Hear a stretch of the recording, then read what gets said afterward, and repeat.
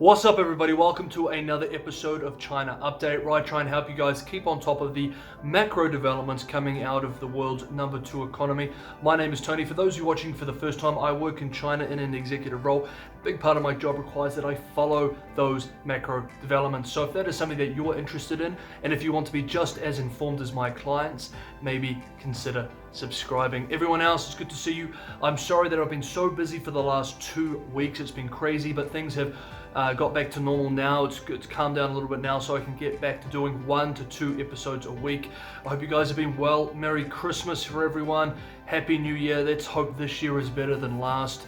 As always, if you enjoyed the episode, don't forget to smash that like button. It tells the YouTube algorithm that this is legitimate content and that it is coming from a legitimate creator. Unfortunately, discussing China on YouTube is often flagged and YouTube does not promote it. Apparently, it is considered too sensitive, which is a shame, but that's just the way it is. So if you guys want to support the channel, it's a massive help if you smash that like button. Also, I want to take this opportunity to thank my Patreon supporters. You guys are awesome. It's always wonderfully humbling experience when you're a new YouTuber to have people supporting you like this. So thank you so much.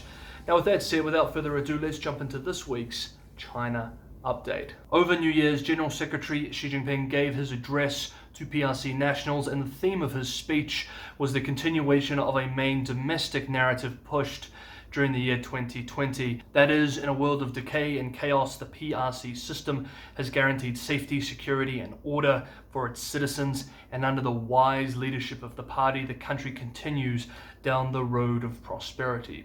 Of course, there was no mention of the many mistakes made or potential lessons learned over the 12 months. This is what he said, quote, "I am proud of our great motherland and people, as well as the unyielding national spirit. Only in hard times can courage and perseverance be manifested. Only after polishing can a piece of jade become finer. We overcame the impact of the pandemic and made great achievements in coordinating prevention and control and economic and social development."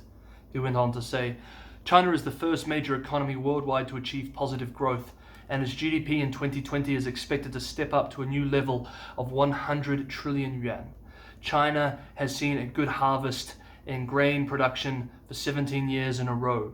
China has seen breakthroughs in scientific explorations like the Mars mission, the lunar probe, and deep sea manned submarine.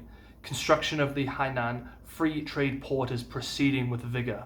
Everywhere were vibrant scenes of confident, resilient people making the most of every minute. In 2020, China made the historic achievement of establishing a moderately prosperous society in all respects and achieved decisive success in eradicating extreme poverty." He went on to say, 2021 will see the 100th birthday of the Communist Party of China. Its 100-year journey surges forward with great momentum. Its original aspiration remains even firmer 100 years later. At the historical crossroad of the 2 centenary goals, the new journey of comprehensively building a modern socialist country is about to start. The road ahead is long. Striving is the only way forward. End quote. Perhaps this is a good opportunity to refresh our memories regarding what exactly the 2 centennial goals are in the PRC. The 2 centenaries, or the 200年, is a set of goals advanced by General Secretary Xi Jinping following the 18th National Party Congress back in 2002, which represent the basic foundation for achieving the 中国梦, or Chinese dream. The first is the centennial of the founding of the Communist Party of China in 2021, at which point a full 小康社会, officially translated as moderately well-off society, will be or should be achieved. Beijing has outlined this objective as a doubling of 2010 per capita income figures. The second is the centenary of the founding of the People's Republic of China in 2049, at which point China plans to have become a, quote, strong, democratic, civilized, harmonious, and modern socialist country, end quote.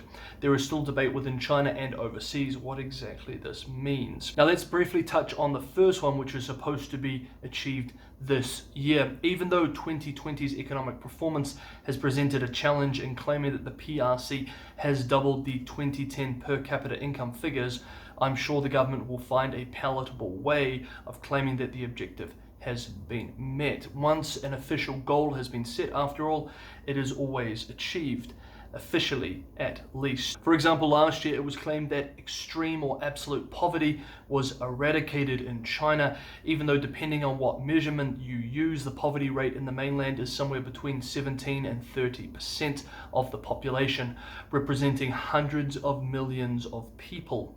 This is what state-run Xinhua wrote yesterday, for example. Quote, "The Communist Party of China's Central Committee, with Comrade Xi Jinping at its core, has led China to achieve solid progress in 2020, a year that marked the completion of the 13th five-year plan period and the mission to end absolute poverty. The country is poised to finish building a moderately prosperous society in all respects by the time the party makes its centenary in 2021. End quote. On the same day, the head of the Beijing-based China Institute of Contemporary International Relations, Yuan Peng, penned a commentary, this too in Xinhua News, writing, quote, "By achieving its first centenary goal within the set time frame, China will then turn to the second, entering a new stage of development to build a modern socialist country in an all-round way, as the CPC leadership has adopted proposals for formulating the 14th five-year plan and long-range goals." End quote. Yuan Peng then turned to a common talking point, the superior advantage of the PRC system and of the China model, writing, quote, "China's socialist system boasts an institutional advantage of working under a nationwide framework with concentrated efforts and resources pooled for major projects. The decisive victory in building a Xiaokang society in all respects, which still requires a systematic assessment and review in the first half of 2021 before the official announcement of the achievement of moderate prosperity can be made, has laid a solid material foundation and provided a strong guarantee for embarking on a new journey to fully build a modern socialist China." End quote. But the point that I really wanted to discuss is the problematic aspects of setting per capita GDP targets for the country.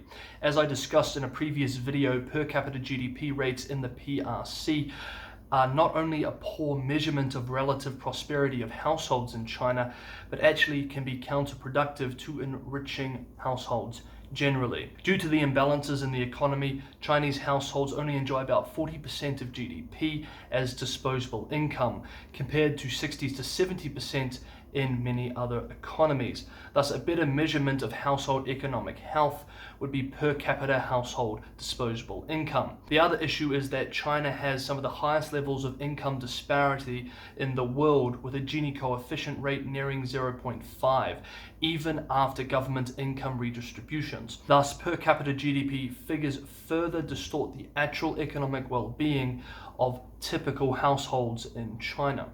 I would also argue that top-down goals to increase per capita GDP as a means of promoting general prosperity within society can be and have been counterproductive to that end. Why? Well, as many China-specialized economists have pointed out, if local government growth targets exceed the real underlying growth in the economy, then achieving these targets by necessity requires local state actors to engage in unproductive investment, which increases debt while not increasing debt servicing capacity as productive investment would. This not only contributes to a longer-term structural issue, i.e. debt, but reinforces the systemic imbalances which hold down household income rates as a percentage of overall output.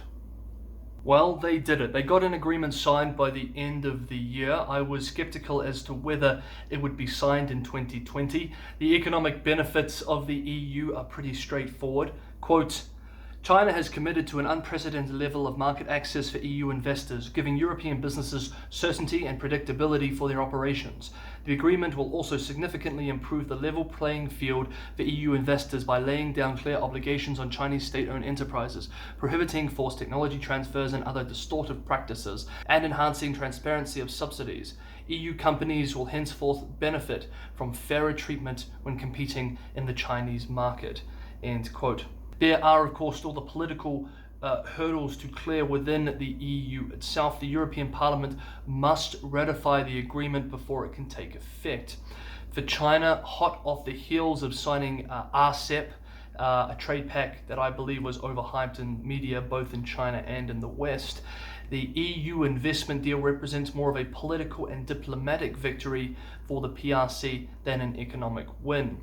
A common view I've been hearing from elite circles in China is that the deal will prevent a joint US-EU anti-China coalition. In an interview with the Hong Kong-based South China Morning Post, Wu Xinbo, director of the Center for American Studies at Fudan University in Shanghai, expressed, quote, "The deal will deepen the economic ties between China and the EU, with negotiating a fair trade agreement being the expected next step. And it will also thwart the US's plan to join hands with Europe and isolate China from the future of globalization."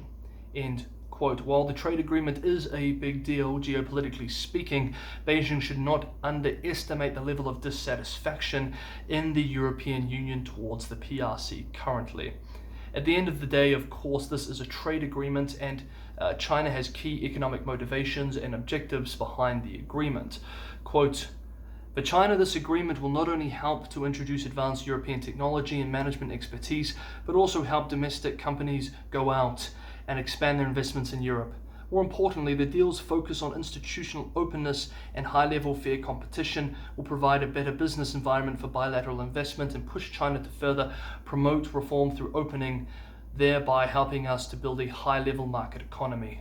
End quote. In 2020, the world got a taste of a new, more aggressive form of PRC diplomacy, dubbed by some as wolf warrior diplomacy. This trend is likely going to continue into 2021, and it seems that media efforts, which are already quite aggressive, are set to get a further push this year too. Diplomats, think tanks, and media will all be used to increase China's international discourse power, something the central government has labeled a priority. On Monday, the CPC Central Committee published a piece in the state-run People's Daily entitled, quote, "The Fundamental Guidelines for the Party's Propaganda and Thought Work in the New Era." Quote, "International discourse power is an important part of national cultural soft power. General Secretary Xi Jinping pointed out that backwardness means being beaten, poverty means going hungry, and athasya means being scolded.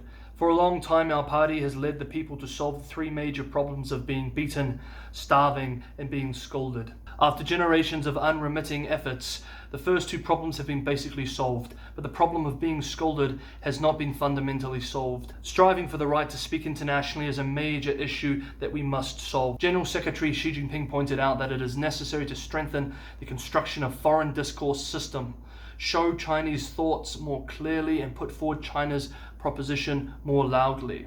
Efforts will be made to build a new international first-class mainstream media with strong leading power, communication power, and influence, to form an international discord right or power that is compatible with China's comprehensive national strength, to better introduce China in the new era to the world, and to better show a true, three-dimensional, and comprehensive China." In their 2020 report, Reporters Without Borders ranked the PRC as 177th of 180 countries for press freedom. Okay guys, that is China Update for this week. I hope you guys enjoyed it. It's good to be back. I look forward to having at least one of these out, hopefully two of these out a week going forward into 2021. Whatever happens this year, and I think it's going to be a crazy year like last year, hopefully I'll be seeing you guys every week so we can discuss it here, everything that's happening in the Middle Kingdom. As always, wherever you are, I hope you're staying safe and staying sane. I will see you guys next time on China Update.